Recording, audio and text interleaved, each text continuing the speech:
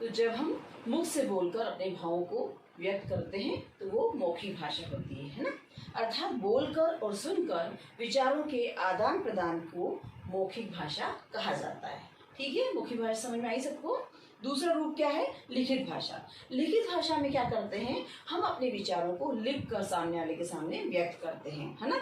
लिखित भाषा का प्रयोग हम क्या करते हैं? पुस्तकों में करते हैं, समाचार पत्रों में करते हैं, पत्रिकाओं में करते हैं, सूचना पट पे करते हैं। जैसे मेरे बोर्ड पे लिख कर अपने विचार आपके सामने व्यक्त किए, है ना। मैं आपको बोर्ड पे कुछ लिख के बता रही हूँ जो आपको समझा रही, तो क्या हुआ? मेरा भाषा का लिखित रूप हुआ। ठीक है, जैसे आपने कुछ लिखा, आपने कोई कविता लिखी, आपने कोई कहानी लिखी और कहानी को लिखकर आपने अपनी मम्मी को बताई, है ना। तो मम्मी ने उस कहानी को पढ़ी, है ना। तो आपका लिखना और मम्मी का पढ़ना, मतलब लिखकर और पढ़कर जो भाव व्यक्त हुए हैं वो क्या कहलाएगी? भाषा, लिखित भाषा। वो क्या कहलाएगी? लिखित भाषा कहलाएगी। अर्थात लिखकर और पढ़कर विचारों के आदान प्रदान को हम क्या कहते हैं? लिखित भाषा कहते हैं। तो आपको समझ में आई भाषा और भाषा के रूप, लिखित भाषा और मौखिक भाषा। मौखिक और लिखित भाषा द्वारा हम भाषा के 4 कौशल सीखते हैं। मौखिक भाषा में जहाँ बोलना और सुनना महत्वपूर्ण होता है, वहीं लिखित भाषा में पढ़ना और लिखना महत्वपूर्ण होता है ना। विश्व के अलग अलग भागों में भिन्न भिन्न भाषाएं बोली जाती है। भाषा का क्षेत्र बहुत व्यापक होता है। हिंदी, अंग्रेजी, चीनी, पुर्तगाली, जापानी, अरबी आदि बहुत सारी विश्व की महत्वपूर्ण भाषाएं होती है। ऐसे में अब होता है साहित्य। साहित्य क्या होता है? प्रत्येक भाषा में ज्ञान का अथाह भंडार होता है। प्रत्येक भाषा में ज्ञान का अथाह भंडार होता है। अलग अलग भाषाएं होती है और अलग अलग भाषाओं के अनुकूल उसमें बहुत सारा ज्ञान होता है ना। तो ज्ञान के संचित कोश को क्या कहते हैं? हम साहित्य कहते हैं। विज्ञान का संचित कोश है, उसे हम साहित्य कहते हैं। साहित्य 2 प्रकार का होता है, गद्य साहित्य और पद्य साहित्य। ऐसे में तो गद्य साहित्य में क्या आता है? गद्य साहित्य के अंतर्गत कहानी, नाटक, निबंध, एकांकी, उपन्यास, संस्मरण, जीवनियां ये सब आती है। ये क्या हुआ? गद्य साहित्य, है ना। गद्य साहित्य के बाद आता है पद्य साहित्य। तो पद्य साहित्य में क्या होता है? इसके अंतर्गत कविता, दोहे, चौपाई, सोठा, छंद ये सब आते हैं। तो साहित्य के कितने 2 रूप हुए? 2 रूप हुए, गद्य साहित्य और पद्य साहित्य। तो ज्ञान के संचित कोश को हम क्या कहते हैं? साहित्य कहते हैं। ठीक है। अब है बच्चों मानक भाषा। मानक भाषा किसे कहते हैं?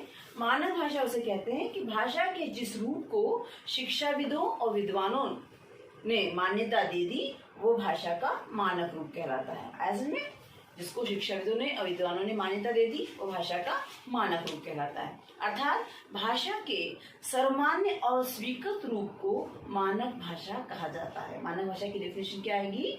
कि भाषा के सर्वमान्य और स्वीकृत रूप को मानक भाषा कहा जाता है। ठीक है। भारत की मान्यता प्राप्त कौन कौन सी भाषाएं होती है?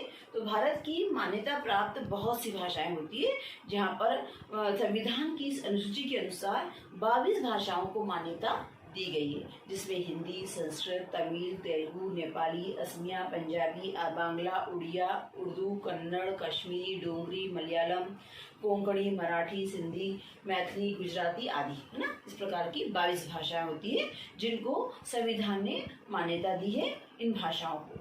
ठीक है। अब बच्चों मातृभाषा। मातृभाषा क्या होती है? वो भाषा जो बच्चे अपनी माँ से सीखते हैं। कहते हैं ना कि पहली पाठशाला बच्चों का घर होता है ना।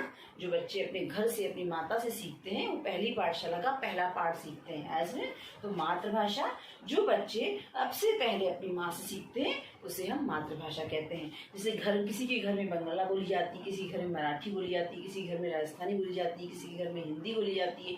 तो वो भाषा जो अपने घर के परिवार के परिवेश में बच्चा सीखता है उसे हम क्या कहते हैं? मातृभाषा कहते हैं। तो अब आती है राजभाषा, है ना। राजभाषा क्या होती है? राजभाषा अर्थात राजकाज की भाषा, है ना। जिस भाषा का प्रयोग सरकारी राजकार्य के लिए किया जाता है, सरकारी कार्यालयों में कामकाज के लिए किया जाता है, वो राजभाषा कहलाती है। ठीक है। भारत में सरकारी कार्यालयों में कामकाज के लिए हिंदी और अंग्रेजी दोनों भाषाओं का प्रयोग होता है। तो हिंदी को राजभाषा कहते हैं और अंग्रेजी को पता है क्या कहते हैं? अंग्रेजी को अंतर्राष्ट्रीय भाषा कहते हैं। ठीक है। तो 14 सितंबर 1949 को भारतीय संविधान के अंतर्गत हिंदी को भारत की राजभाषा घोषित किया गया।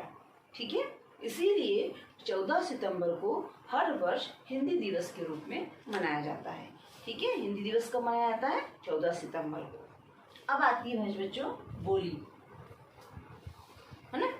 तो बोली को लिखा नहीं जाता है, बोली को लिखा नहीं जाता है। ये भाषा का मौखिक रूप बोली कहलाता है। बोली क्या कहलाता है? भाषा का मौखिक रूप कहलाता है। उसका कोई लिखित साहित्य नहीं होता है। जब एक भाषा अनेक स्थानों पर बोली जाती है तो उसके स्थानीय रूप विकसित हो जाते हैं। भाषा के स्थानीय या क्षेत्रीय रूप को बोली कहते हैं। बोली में लोकगीत गाए जाते हैं, कहावतें आती हैं और लोक कथाएं आती हैं। ठीक है, बोली का अपना कोई एक लिखित साहित्य नहीं होता है, अर्थात लिखने के लिए बोली का प्रयोग नहीं किया जाता। बोली का सिर्फ बोलने के लिए ही प्रयोग किया जाता है, अर्थात बोली को सिर्फ बोला ही जाता है। ठीक है, जब किसी बोली में साहित्य लिखा जाने लगता है तो वो बोली उपभाषा बन जाती है।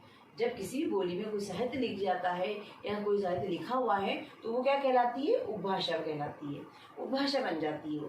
तो जैसे ब्रज और अवधी हिंदी की बोलियां हैं, ब्रज भाषा और अवधी दोनों क्या है? हिंदी की बोलियां हैं, क्योंकि कालांतर में ये उपभाषाएं बन गई। कैसे बन गई? क्योंकि हिंदी की प्रसिद्ध कवि सूरदास जी ने ब्रज भाषा में सूरसागर की रचना की थी और कवि तुलसीदास जी ने अवधी भाषा में रामचरितमानस की रचना की थी। ऐसे में तो जब कभी भी बोली को साहित्य में लिखा जाए तो वो क्या हो जाती है? उपभाषा बन जाती है। जैसे सूरदास ने ब्रज भाषा में सूरसागर लिख दी और तुलसीदास ने अवधी में रामचरितमानस लिख दी। ठीक है, हिंदी की का बोलियां अवधी, हरियाणवी, कुमाऊनी, है ना, राजस्थानी, ब्रज, बुंदेलखंडी, कई तरह की बोलियां होती है। अब बच्चों भाषा और बोली में क्या अंतर होता है? भाषा और बोली में अंतर होता है।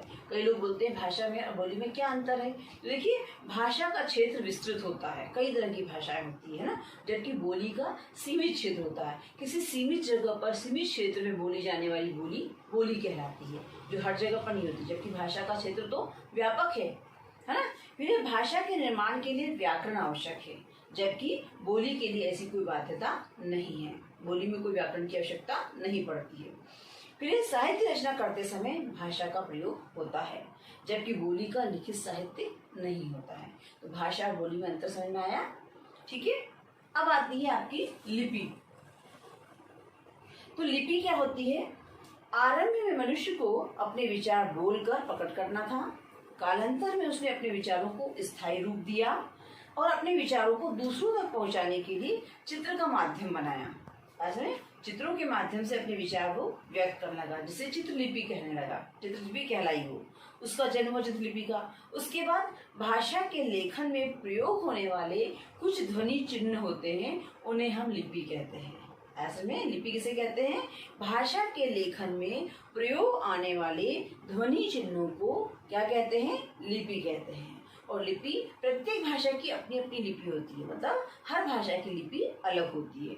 विश्व की कुछ प्रमुख लिपियां हैं प्रमुख भाषाओं के साथ में, जैसे हिंदी की देवनागरी लिपि है ना, अंग्रेजी की रोमन लिपि है, उर्दू की फारसी लिपि है, तमिल की तमिल लिपि है, चीनी की चित्रलिपि लिपि है, बांग्ला की बांग्ला है, अरबी की अरबी है, हिंदी और संस्कृत दोनों की और नेपाली तीनों की देवनागरी लिपि है। ऐसे में तो अलग अलग भाषाओं की अलग अलग